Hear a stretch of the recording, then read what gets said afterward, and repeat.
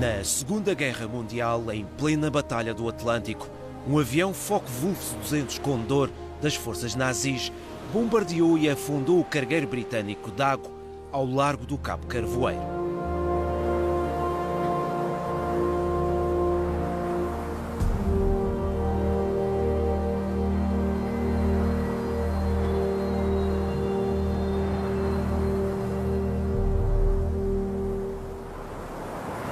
Ele foi ao fundo e atualmente, debaixo d'água, ele encontra-se partido em dois. Atacou-o a tiro de canhão, atacou-o a tiro de metralhadora e largou 3 bombas.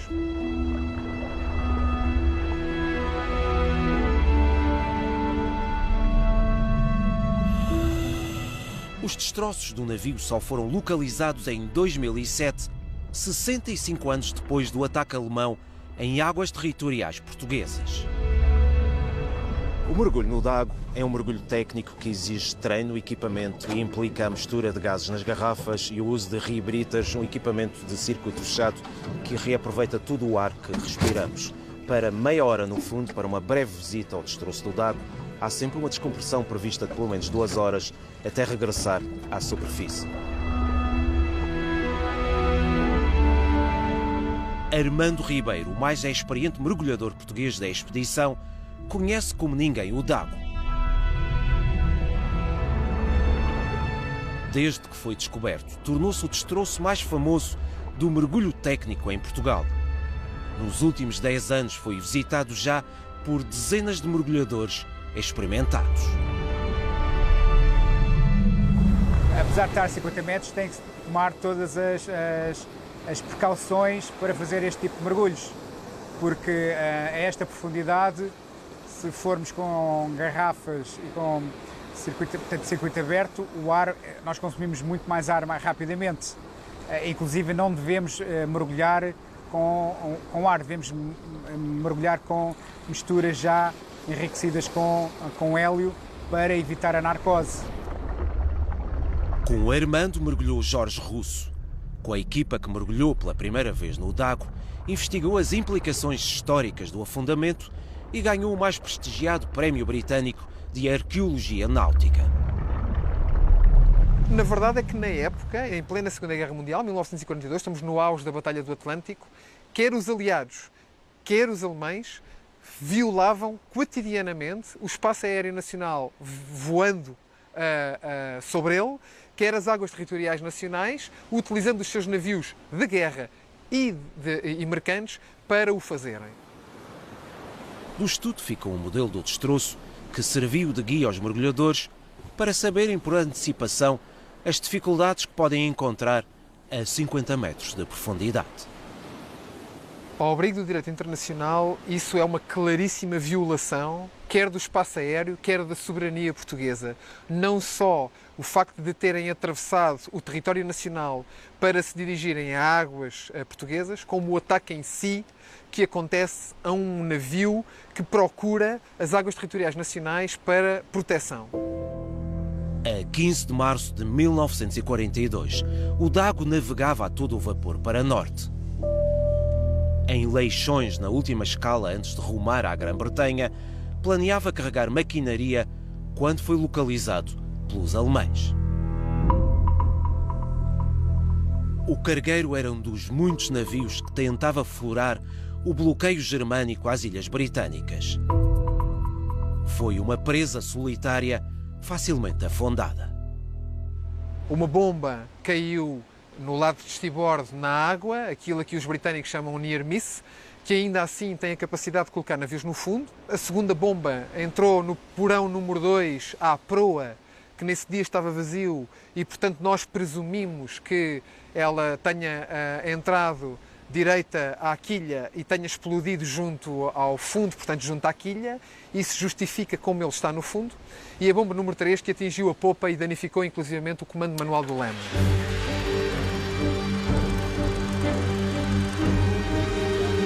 Todos os cargueiros britânicos navegavam armados e com militares a bordo.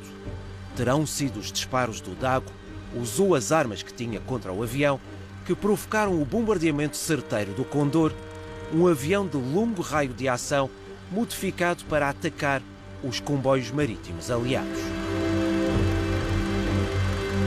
Conseguem detectar os navios a cerca de 80 km de distância e têm tempo, mesmo com nuvens e baixa visibilidade, de usar os seus visores para alvejarem os navios a grande altitude. Aparentemente, o que terá acontecido foi uma reação da tripulação alemã ao facto de terem sido alvejados pela peça de 20 mm que se encontra a bordo desses navios.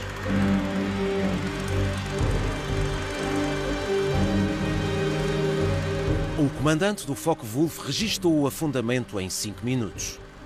8 minutos está escrito no diário de bordo de outro avião da Força Aérea Alemã que operava na mesma área e observou o ataque. Apesar da neutralidade de Portugal, houve outros afundamentos registados por aviões alemães e batalhas aéreas travadas entre aliados e alemães na costa portuguesa, entre o Cabo Especial e o Cabo de São Vicente.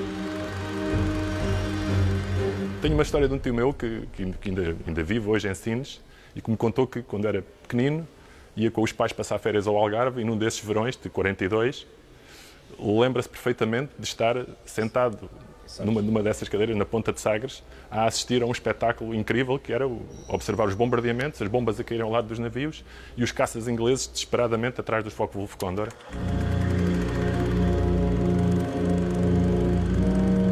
Hitler fez questão de acarinhar sempre os pilotos das esquadrilhas. O Focke-Wulf 200 Condor foi o maior bombardeiro utilizado pela Alemanha na Segunda Guerra Mundial.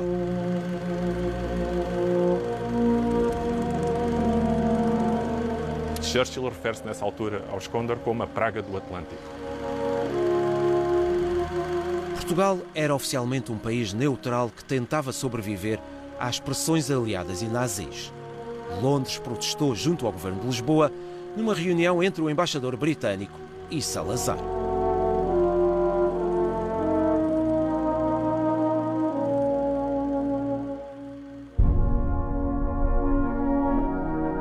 Na ata da reunião onde se discutia o ataque, o presidente do Conselho, que tinha o hábito de tudo registar, escreveu: Por fim, o embaixador entregou-me 2 memoriais acerca de barcos ingleses que parecia terem sido afundados nas águas territoriais portuguesas.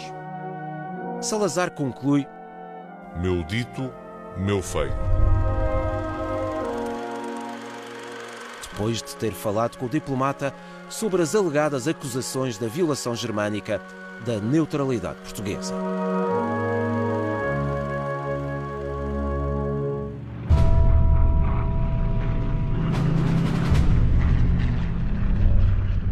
No dia 15 de março de 1942, o Focke-Wulf descolou da base de Bordeaux-Mérignac, na França ocupada, voou para o oeste, sobrevoou Espanha e Portugal, até encontrar o mar onde virou para bombordo e procurou as movimentadas linhas da navegação aliada. Perto da 1 da tarde, localizou o cargueiro britânico a navegar para norte, à latitude do Cabo Carvoeiro. Minutos antes do avistamento, a guarnição do navio tinha já disparado, por engano, sobre um hidroavião aliado. Ninguém morreu, inacreditavelmente. Houve tripulação ferida, 4 elementos da tripulação. Um deles com estilhaços dos tiros disparados pelo canhão do Focke-Wulf, os outros 3 com estilhaços das bombas que caíram. Esses 4 ficaram inclusivamente no Hospital da Misericórdia de Peniche, onde alguns deles inclusivamente receberam intervenções cirúrgicas e, portanto, tiveram no recobro aqui há algumas semanas ainda. Num fundo de areia, não faltam atualmente motivos de interesse neste destroço.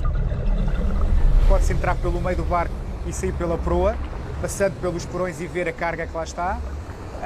Há a possibilidade de ver o motor. O motor está isolado ao lado do barco, porque toda a estrutura que estava à volta da Casa das Máquinas colapsou, abriu, e então temos o motor e as caldeiras e permite-nos ver como eram os motores e as caldeiras da época, que é bastante interessante ver. E depois temos a parte da popa, onde a hélice e o leme estão meio assoreados. 75 anos depois do afundamento, o Dago é um destroço entre centenas de destroços afundados no mar de Peniche e das Berlengas. A Península de Peniche é um claro obstáculo à navegação, quer de norte para sul, quer de sul para norte, em todas as épocas. E se este istmo é muito visível e até pode servir de ancorador de santuário para um navio com necessidade de reabastecimento ou com necessidade de reparação ou de paragem, no meio de uma tempestade, no meio de um nevoeiro, ele constitui, o istmo, de facto, um obstáculo muitas vezes mortais. E a verdade é que em todas as épocas os testemunhos estão cá. E são de muitas centenas de navios, dos conhecidos. Imaginem dos não conhecidos.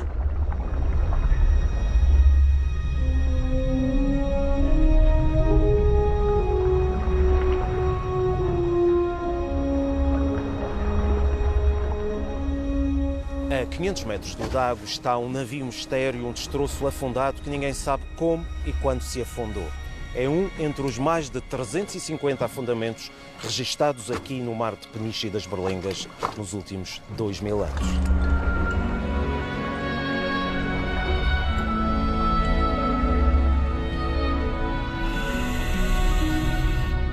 Até há muito pouco tempo, as duas grandes manchas que os pescadores viam nas sondas pensaram sempre que se tratava do mesmo navio partido no fundo do mar.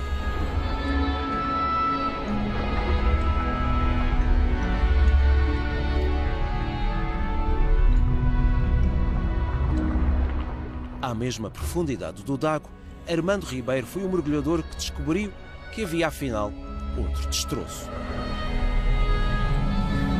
Esse naufrágio está muito destruído. Toda a superestrutura colapsou, tem o veio que vai desde a hélice até ao motor intacto.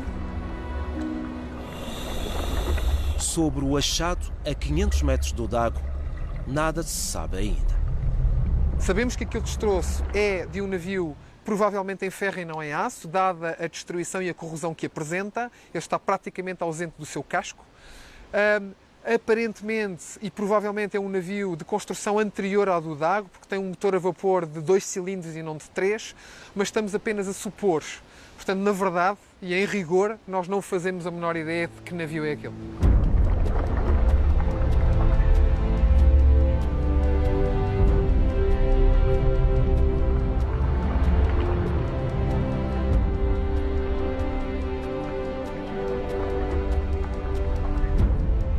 No mar de Peniche e das Berlengas permanecem os mistérios e os destroços de navios como o Dago, que marcam a memória das gentes de Peniche e a história da Segunda Guerra Mundial em Portugal.